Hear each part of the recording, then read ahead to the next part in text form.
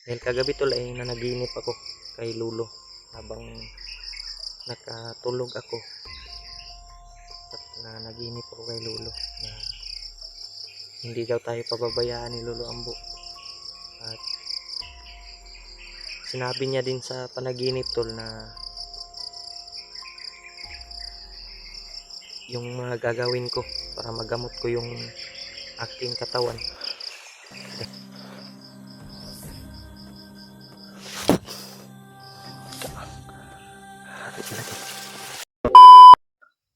Yan tol. At mapagpalang araw sa inyo lahat. Yan.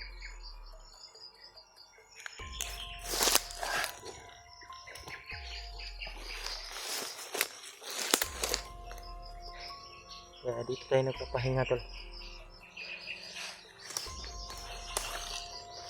Medyo okay na yung pakiramdam ko dahil nakainom ako ng gamot tol at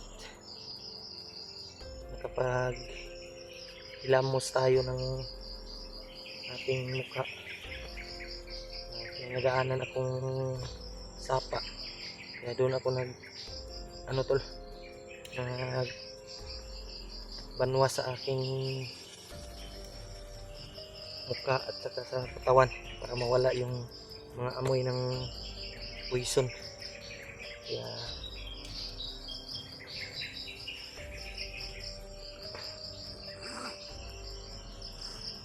yun.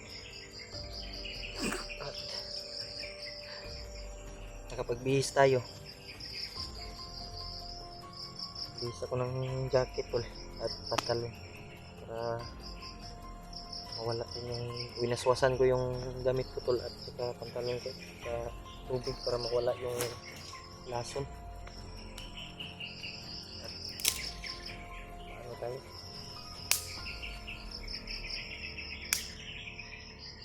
mawala yung ano natin sakit sa ulo para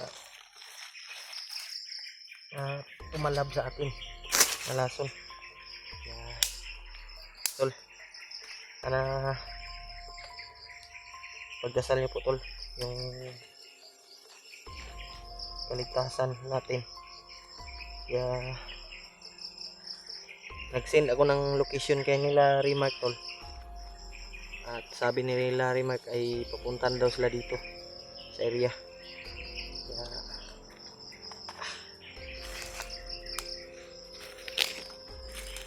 hintayin ko na lang sila tol.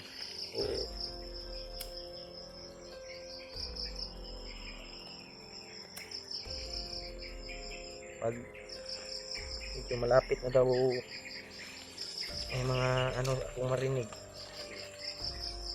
hindi lang daw ako muna aalis. Ayun, may pinag-usapan kami na location kung saan kami magkikita. Malapit lang dito tol, nasa paligid lang. Kaya nag-send ako sa kanila para yung daming lamok, pausok muna tayo.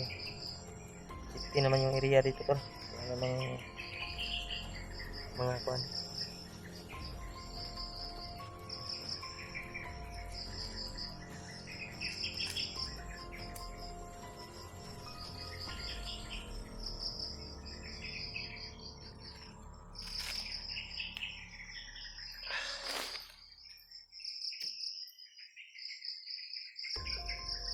Na mag-abot kami nila Remark AJ para magkasama kami tol, kita kami.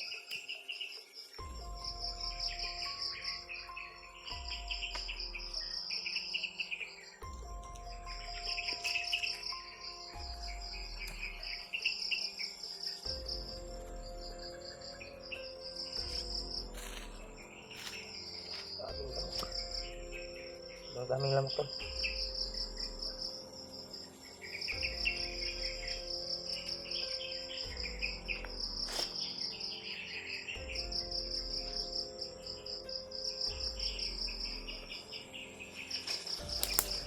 Malaki kasi yung gubat na to tol. Mahirap hanapin yung kasamahan natin.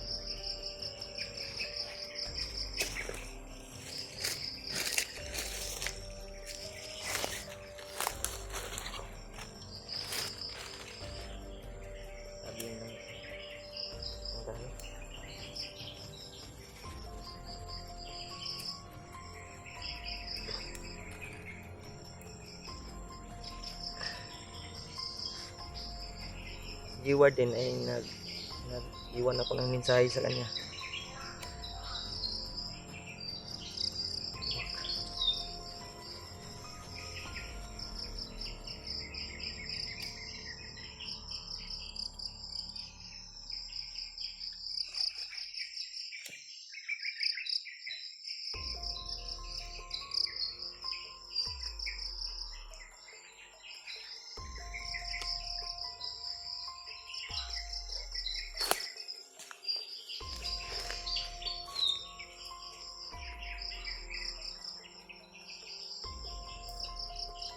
Daming lamok.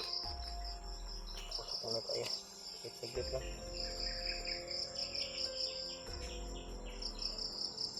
Yan tol. Kagabi ay buti na lang nakatakas ako sa mga bandido na yun. Muntikan pa akong makita.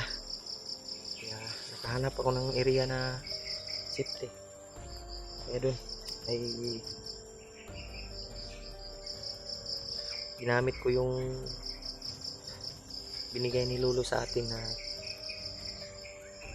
kapangyarihan, Agimat, para magamot natin yung katawan natin na ano sa lason, sa poison. Kaya napapasalamat ako tol kay Lolo Ambo na tinulungan tayo.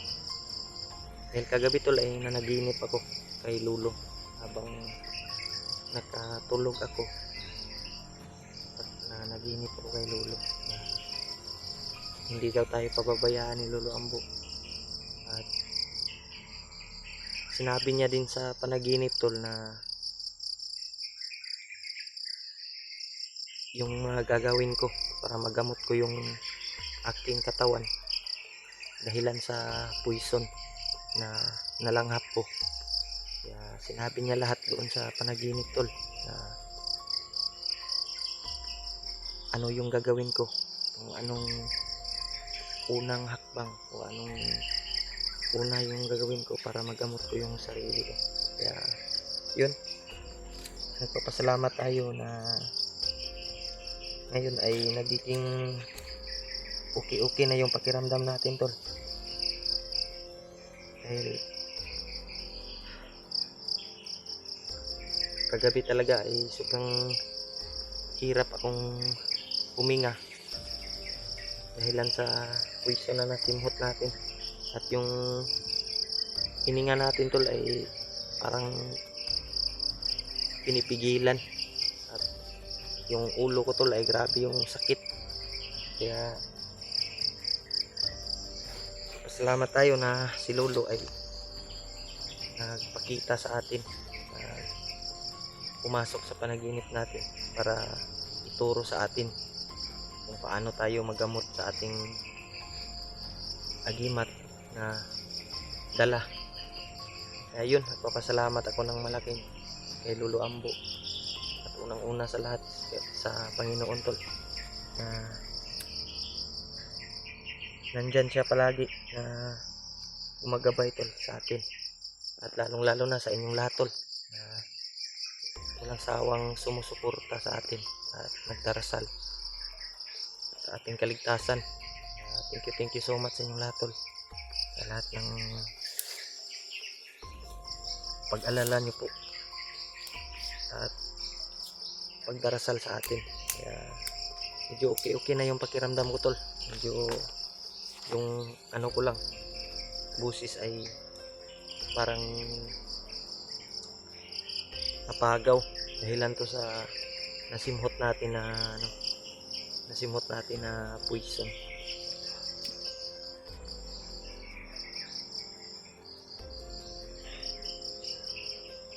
Larimak tol ay napunta ko, kaya nag-send ako ng location na pag-anuhan namin, pagkitaan namin, sana magkita kami la AG. At si G-Ward din ay nag-message ako sa kanya na hingi ako ng tulong kagabi. Kaya sana na basa niya yun, na ano niya, yung mensahe ko na ano,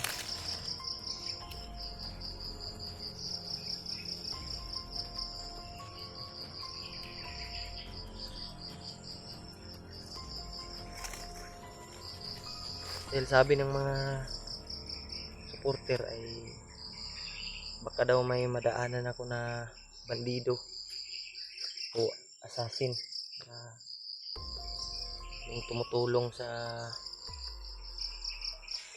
Epidot.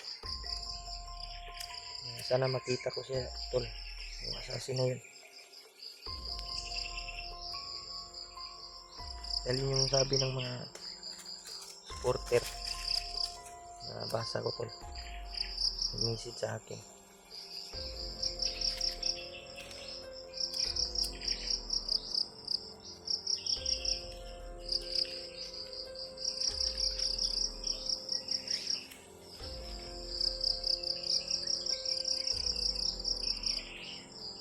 Kaya dito ako nakakapagpahinga, tol.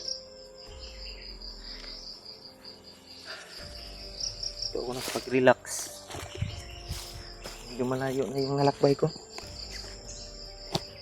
Kaya kanina ay magpapasalamat pa rin tayo na habang naglalakbay tayo ay walang mga bandidong na sagupa natin.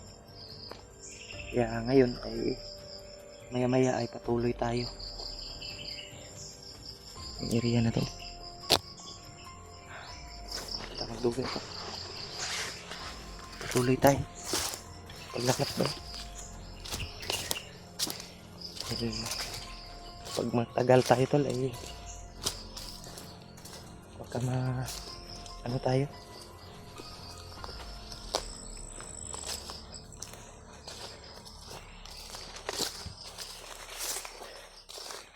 Sana magkita kami nila Rimat, nila PJ.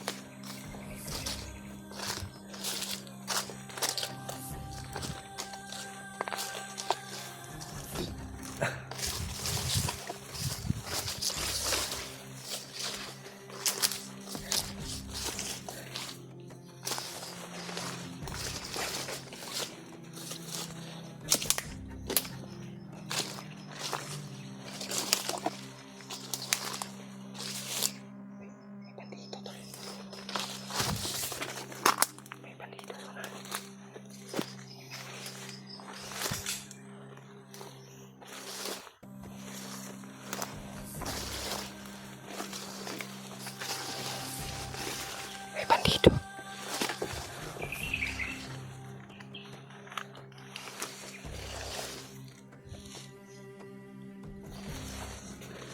Orasyon yung gamitin natin. Yan o.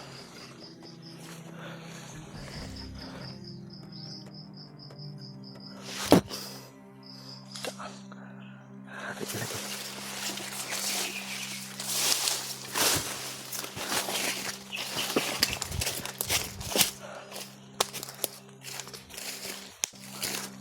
Baka may kasamaan pa to.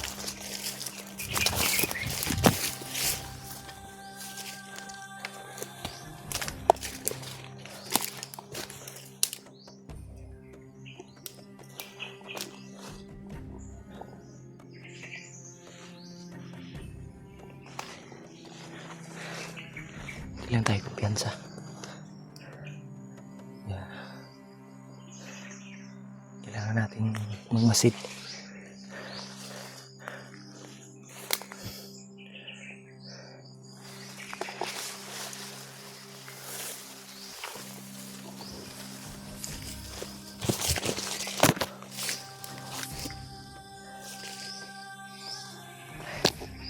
Akalain may nakaharang pala doon na bandito. Kaya baka nandito lang yan sa malapit yung mga kasamahan niya. Kaya kailangan natin alerto yung bawat galaw natin.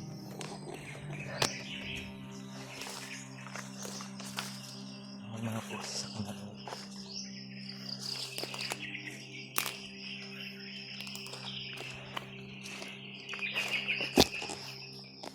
Kaya hindi muna tayo basta-basta ano to, dahil medyo mahina pa yung katawan natin. Hindi pa okay yung katawan natin tol.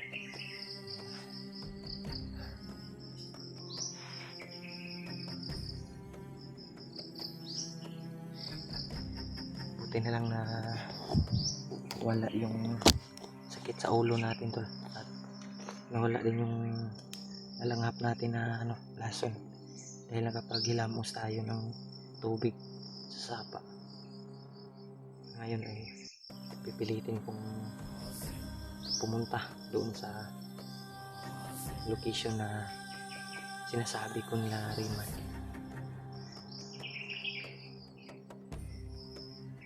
Malapit lang dito tol, yung location na yun, nadaanan ko na yun dati. Yun yung sinend ko sa kanila para magkita kami. Yun tol, papunta tayo doon. May busis sa unahan. May busis sa unahan tol. Puntahan natin, silipin muna natin, baka sila Remark yan.